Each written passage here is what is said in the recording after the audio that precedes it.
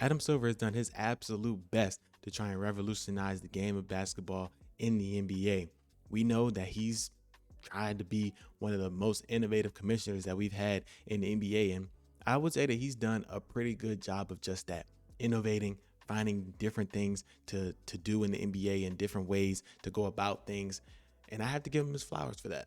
From the play-in tournament to the in-season tournament to the addition of the second apron and the brand new lottery system that we're coming up on in this season, and the different lottery systems that we've had under Adam Silver, he's definitely thrown stuff at the wall to see if it'll stick, and more often than not, it doesn't.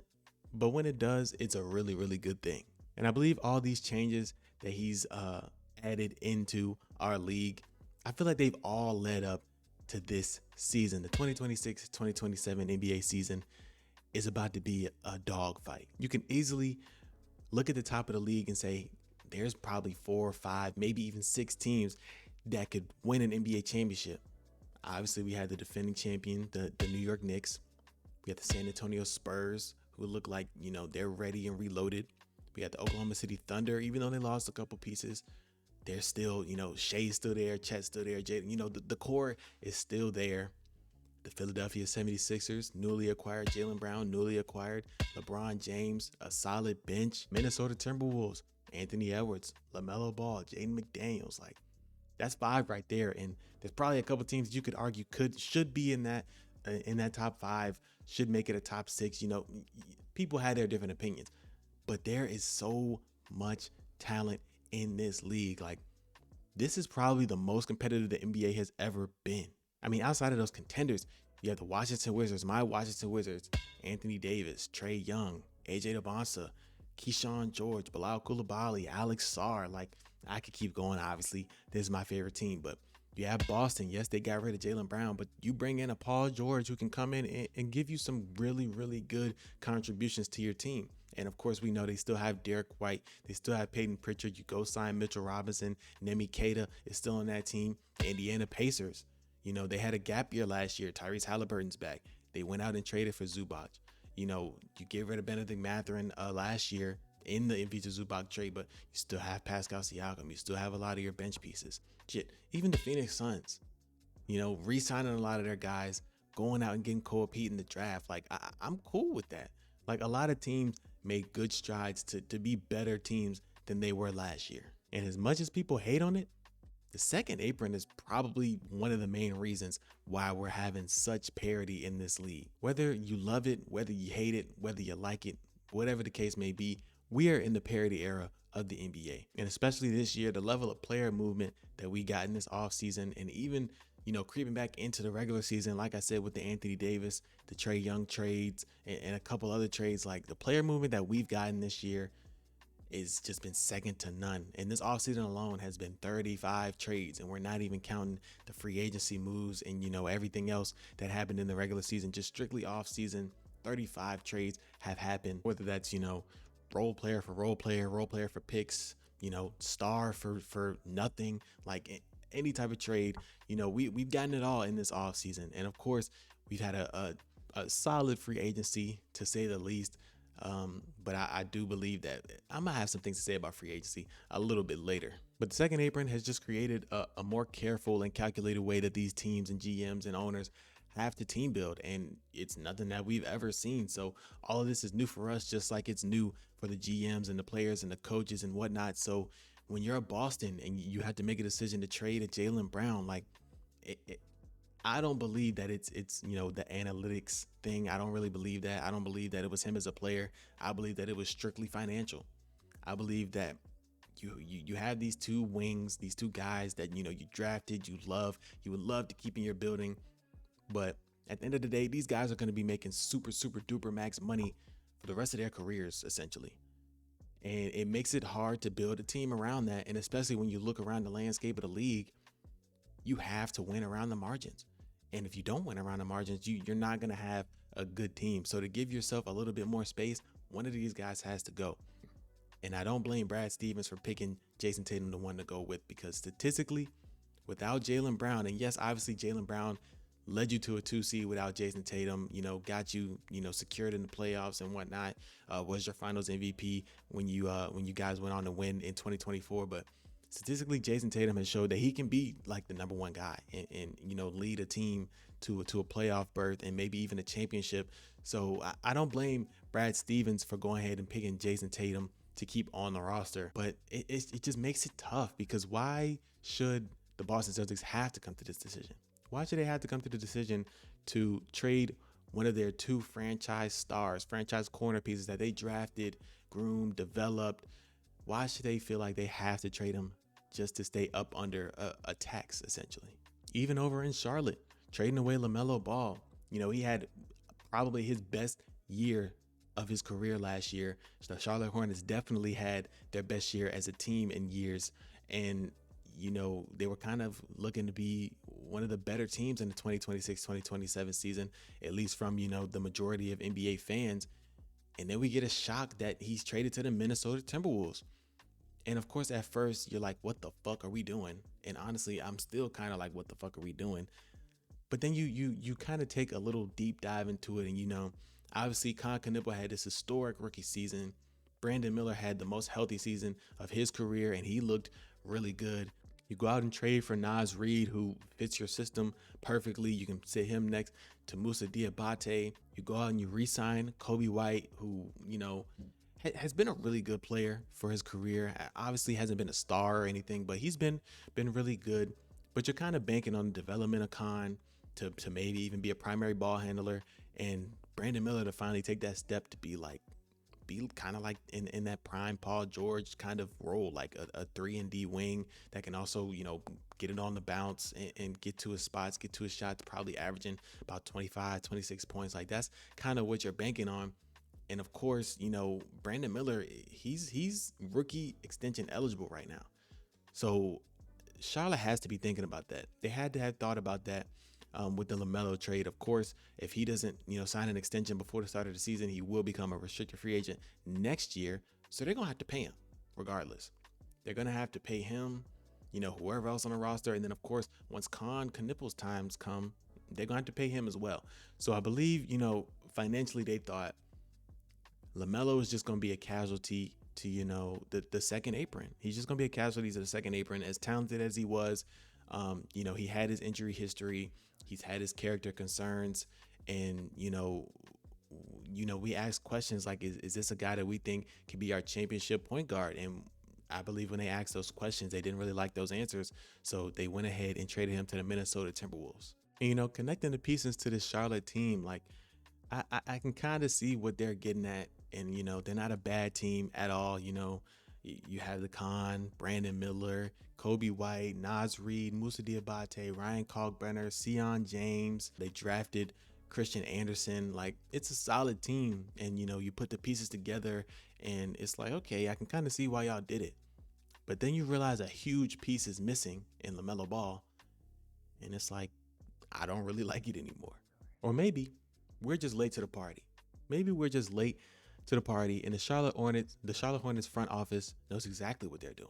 And we're going to look at this time next year like, damn, they traded away LaMelo. They had a solid season. And now because of the brand new lottery, they had good odds for a great pick. And shit, Charlotte's in the top 3. Charlotte's in the top 5. And now we're looking at that trade like they basically traded LaMelo for a top 5 pick, Naz Reid, and everything else. And now we're feeling like the Charlotte Hornets fleeced the Minnesota Timberwolves, depending on how their season goes.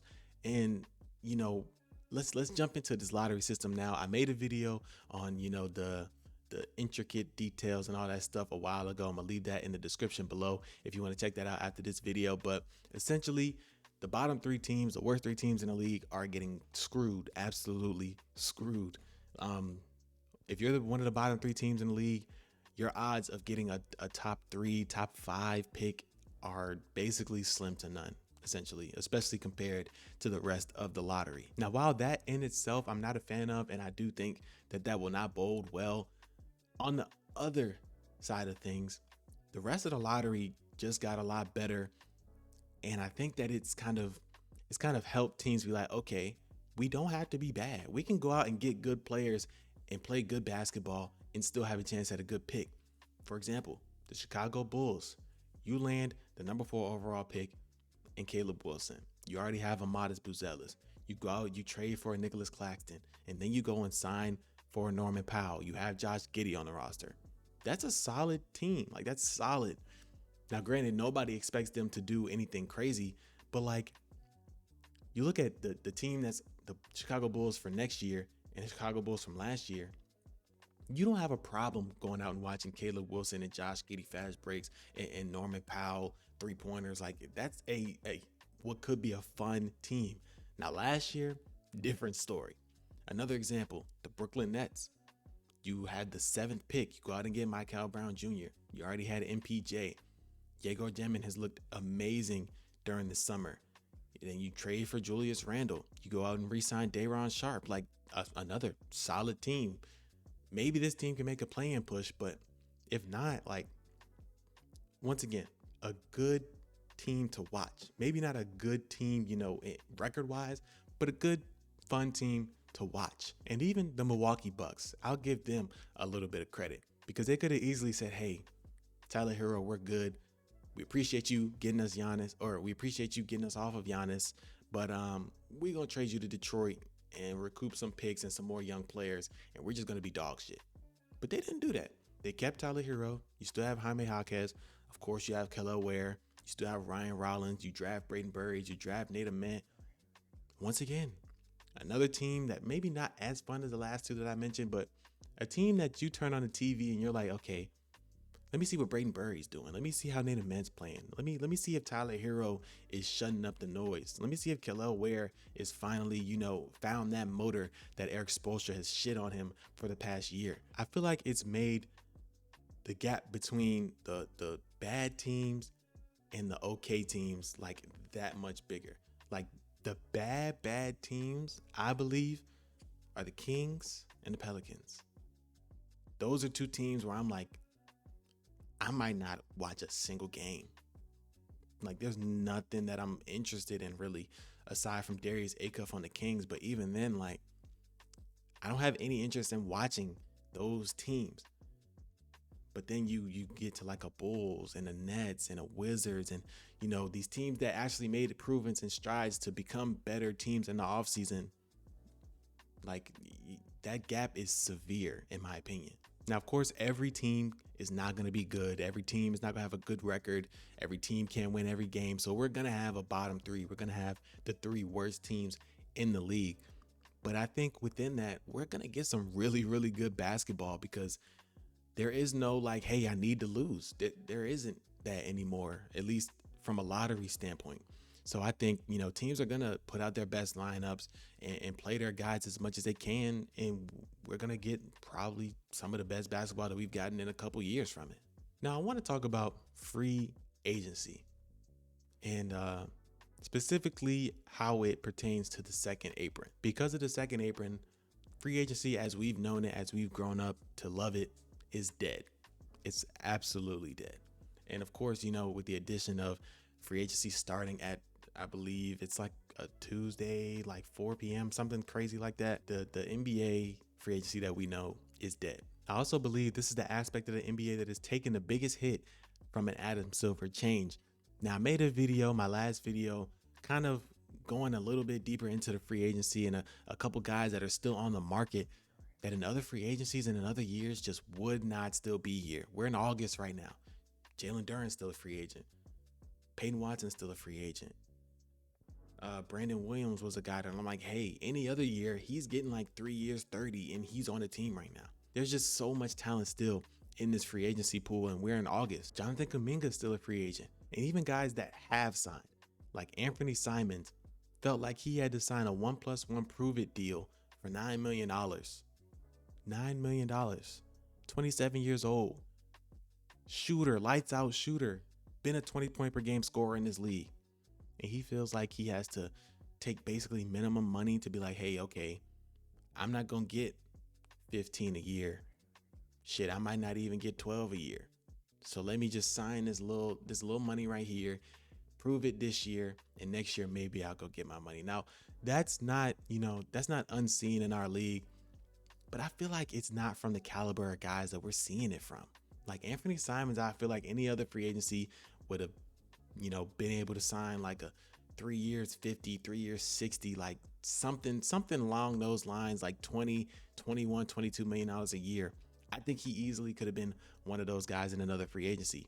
But with the second apron right now and how teams are handicapped and how they're maneuvering this second apron, with now this year being the first year where I believe there's not a single team expected to be in the second apron except for the Denver Nuggets, barring they sign Peyton Watson or re-sign Peyton Watson.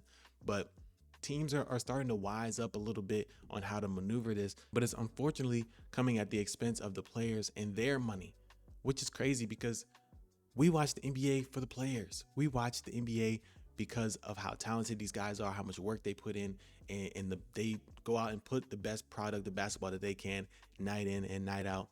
And these guys are sacrificing their bodies every single day, and they're not going to get paid like they expect to or like they want to. Now, granted, not everybody's going to get paid like they want to, but this middle class of the NBA free agency is kind of dying out. It's either like you're a max guy, you're a rookie extension guy, or you're basically on damn near a minimum. Like it just it makes it really tough for the role player guys that aren't high end role players to make some really good money. And going back to guys still in free agency, like I mentioned, Jonathan Kuminga, who I personally felt like was one of the bigger contributors to the Atlanta Hawks team in the playoffs. Granted, obviously they only played 6 games, but they took 2 games off the champ, the only team in their run to do that. And I feel like Jonathan Kuminga was a big piece of that. And I came out of that series saying, yeah, like Jonathan Kuminga, he's gonna get a contract and he's gonna get his money like he's felt like he's deserved ever since he played at Golden State. He's gonna be able to get that money. But here we are sitting at August. He's still waiting. I just think it's crazy in a world where these owners are making billions upon billions of dollars. They're essentially incentivized to penny pinch and stay under this apron, while players are just expected to take pay cuts. Like Victor Wembanyama just signed his rookie extension, and he felt like he had to take, even though it was, I believe like it wasn't that big of a pay cut, but the fact that he felt like he had to take any type of pay cut at all is nuts. It's absolutely nuts. This league is built on the players. I don't care what you say. This league is built on the players. They should be able to go get their money. And especially a player of Victor Wembanyama's caliber, if he wanted $600 million, they should give it to him. If he wanted $800 million, they should give it to him. If he wanted $8 billion, who do I make the check out to? Like, you know what I mean? Like, there's no reason why Victor Wembanyama, a basketball player, should feel like he has to play NBA GM and save his team some money just so they can retain their other guys. Now that's twofold, because the owners and GMs, they have to do what they got to do. Obviously the tax is hard. It's essentially a hard cap. So they're going to want to stay under that. But you still got to pay these guys. Like they have to get paid what they're worth. And that's just like the really, really bad about the second apron. And speaking of Victor Wembanyama, let's talk about his classmates, the 2023 NBA draft class. Like I just mentioned, Wemby, he got his rookie extension. These guys are rookie extension eligible. Brandon Miller doesn't have an extension, even though they just traded away LaMelo. You would think that he would have his rookie extension by now. Amen and Asar Thompson, DPOY candidates, don't have an extension on the table. Keontae George, one of the more promising guards we have in this league, doesn't have an extension on the table. Even a guy like Cason Wallace, a contributor to an NBA Finals team, one of the best defenders we have in our league, NBA All-Defensive Team, stepped up during the regular season with J-Dub out offensively. No extension on the table. When we're at the point of our league where even the stars and even like the solid role-playing young guards and young players in our league can't get their rookie extension money and get that bag, we're not in a good spot. Personally, I think it's just going to continue to cause a rift between the players or front offices and Adam Silver. They're just going to keep getting farther and farther apart. And until, you know, we figure out the second apron deal, players are going to continue to be frustrated, like a Jalen Duren. Like, he's a casualty. He's a casualty of the second apron. Granted, he didn't have the greatest of playoffs, but if there was no second apron, I feel like, you know, Detroit probably would have just ended up giving him the max. Like, why not? But now that the second apron's the thing, they have to think like, you didn't have the greatest of playoffs. Are you worth, you know, capping ourselves to, you know, that much money to somebody who we don't think is going to be a playoff contributor or hasn't been a playoff contributor? Now those are things we have to think about. And that's what makes the second apron so tough. Now, even with all that being said, I'm still super excited for this upcoming NBA season. Like I mentioned, probably the most competitive NBA that we've seen in a long time. I pretty much have at least 1 to 2 players on every single team that I'm like, let me see how he's doing. And, you know, I'm definitely going to be tuned in a lot. Gonna be the most basketball I watched in my life easily. But hey, man, we here for it and we love it because we love hoops. If you enjoyed this video, man, make sure you leave a like, sub up, turn them noti bells on if you're new. It's been your boy Corey, man, and I'm out.